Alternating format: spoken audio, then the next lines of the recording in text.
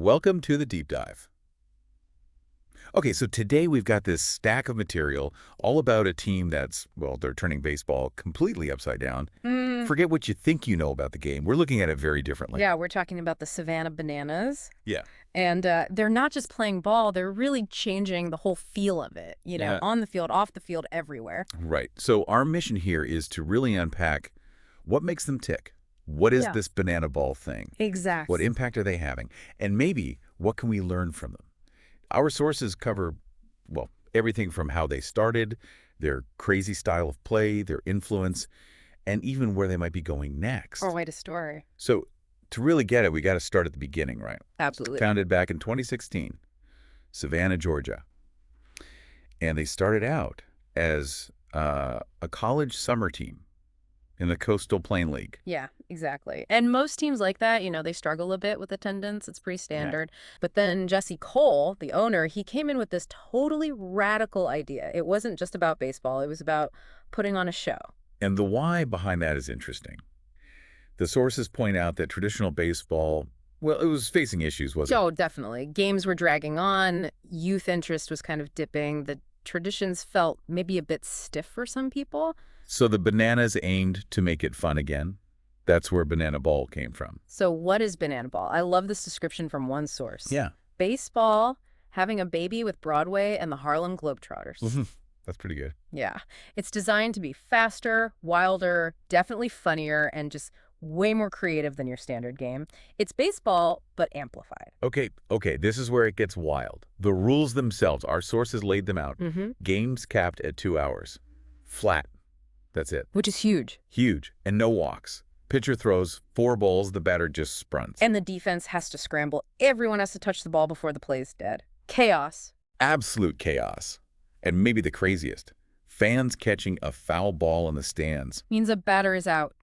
Instantly. Imagine that.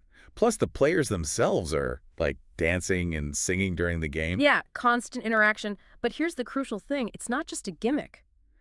These players are legit. Right. Talented athletes. Very many played college ball, some even professionally. They just happen to do it while, wearing kilts sometimes or cowboy hats. It's performance and sport. And it's not just the rules. The whole experience is part of it, right? The sources really emphasize that. Totally. Every game is a performance, start to finish. Like what specific things did they mention? Okay, so you've got a first base coach who breakdances. Seriously. Seriously. You've got the Banana Nanas, that's their senior citizen dance team. Love it. The Man Nanas, a male cheerleading squad. A full pep band. And it doesn't stop between innings either. Oh. No. That's when you get choreographed TikTok dances from the players, skits, fan contests right on the field. It's nonstop. Wow. One source compared it to Cirque du Soleil meets Wrigley Field. That nails it, I think. And you can see it works. Their social media is massive. Millions of followers. And it pulls in everyone. Kids, parents, even people who wouldn't normally watch sports, right? Absolutely. It's got incredibly broad appeal. So when you look at all this, they're really challenging what baseball is supposed to be. Fundamentally, they're forcing the conversation about tradition versus evolution. And yeah, you're going to get the purists saying, well, that's not real baseball. Of course. But you can't argue with the results, can you? Yeah. The sources point to sellout crowds, huge youth engagement. And other teams are starting to notice, even copy them a bit. Right. And they have that rival team, the Party Animals, just for their tours. Built for the show. And maybe the biggest sign, Major League Baseball itself actually tried out some banana-style rules in experimental games in 2023. Which is fascinating, isn't it? It shows their success is making even the establishment think, maybe there's something here. The sources also highlighted some specific players who are key to the whole vibe. We should mention them. Oh, for sure. Bill Leroy, the catcher, seems like a huge fan favorite. Tons of charisma. Dakota Stilts Alberton, who plays on stilts. Wait, actually plays baseball on stilts. Apparently so.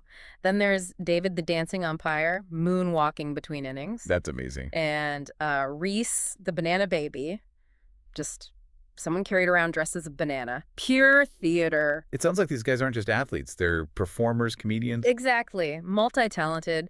The sources emphasize they're athletes, entertainers, influencers, and they seem to genuinely connect with the fans. That seems key. So, looking at the bigger picture, the Bananas are kind of a case study in shaking things up, right?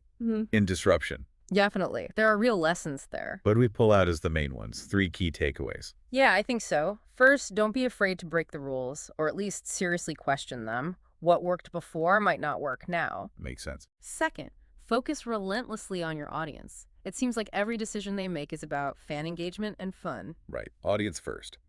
And the third. Make joy the goal. People are starved for fun, genuine fun.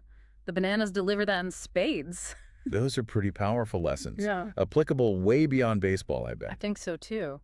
So where does this phenomenon go from here? What's next? Well, global expansion seems to be on the cards. There's talk of similar formats overseas. And their 2025 tour is going international, right? Mexico, Canada, the UK. Yep, they're thinking big.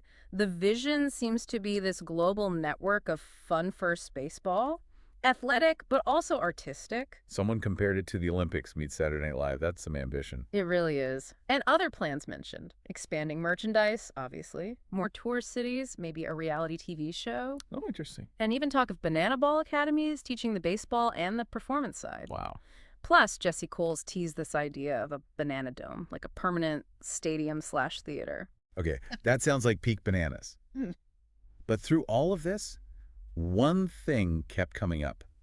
The fans. Absolutely central. You, the listener, are part of why this matters. It's about that connection. And the sources had some great specific stories about that connection. Yeah, really touching stuff, like the couple getting engaged on the field dressed as bananas, naturally. Bro, Or the Make-A-Wish kid getting to pitch, getting this huge standing ovation. that's wonderful. And the grandma who loved the team so much, she became a banana nana, joining the dance crew. It just shows, doesn't it? They're not just entertaining people. They're actually connecting with them, building something real. Exactly. It's community as much as it is entertainment. So, wrapping this deep dive up, why do the Savannah Bananas matter? What's the takeaway? I think they remind us that tradition doesn't have to mean stagnation, that you can have serious competition and pure joy side by side, and that even something as established as baseball can reinvent itself. Yeah. And in a world full of distractions, there's just proof. If you innovate, if you're fearless, if you put the audience first, people will come. They'll follow. And maybe the final thought for you to chew on is this. If embracing fun, breaking rules, and obsessing over the audience can revitalize baseball, where else could that approach work? In your job, your community, your own projects? What could that kind of fearless fun unlock for you?